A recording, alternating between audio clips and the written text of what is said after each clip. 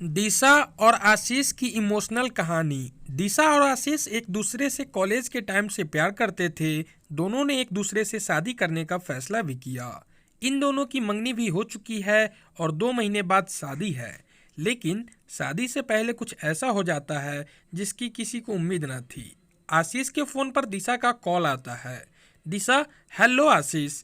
आशीष, बोलो दिशा। दिशा, I miss you आशीष। मुझे भी सुबह से तुम्हारी बहुत आ रही है। पता नहीं आज सुबह से घबराहट सी हो रही है। दिशा, आशीष, क्या आप मुझसे मिलने आ सकते हो अभी? आशीष, हाँ क्यों नहीं, मेरा मन भी तुमसे मिलने का मन कर रहा है। दिशा, ओके, मैं हॉस्पिटल में हूँ, प्लीज जल्दी आना। आशीष घबराते हुए बोला, क्या हुआ, प्लीज बताओ मुझे। दिशा, कुछ नहीं, बस सुबह चक्कर आ गया था, आप मेरे पास आ जाओ जल्दी।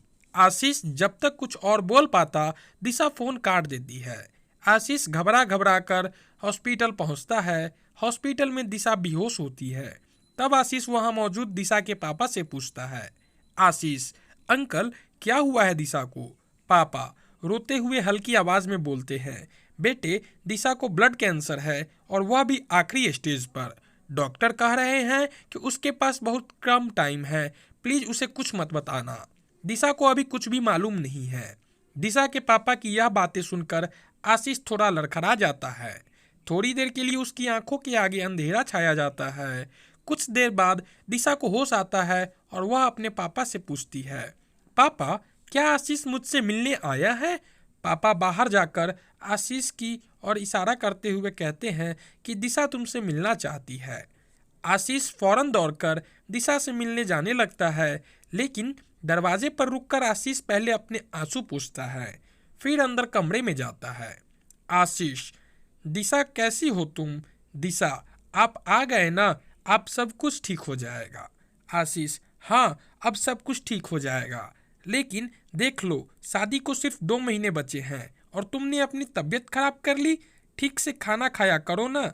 दिशा, ठीक है आशीष, मैं अब ठीक से खाना खाऊंगी और तुम्हारा हर बात मानूंगी। आशीष रोना चाहता है लेकिन रो नहीं पाता।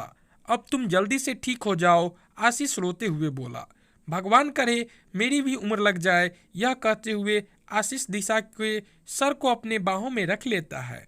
दिशा, आप रोइए नहीं, मैं ठीक हो जाऊंगी। आपने हमेशा मेरा बहुत ख्याल रखा है। आशीष, थोड़ी देर में आपकी बाहों में ऐसे ही लेटी रहूं क्या? आशीष रोते हुए दिशा के सर को सहलाने लगा। तभी थोड़े दिन में आशीष को यह एहसास होता है कि अब दिशा अब नहीं रही। लेकिन तब भी आशीष बिना कुछ कहे बस यूं ही दिशा को अपनी बाहों में थामे रखता है और उसकी आंखों में आंसू बहने लगते हैं। थोड़ी देर बाद दिशा के पापा को लगता है अब बहुत देर हो चुकी है, तो अंदर कमरे में जाते हैं, जहां वह देखते हैं कि उनकी बेटी ने आशीष की बाहों में दम तोड़ा और आशीष भी बेसुध होकर उससे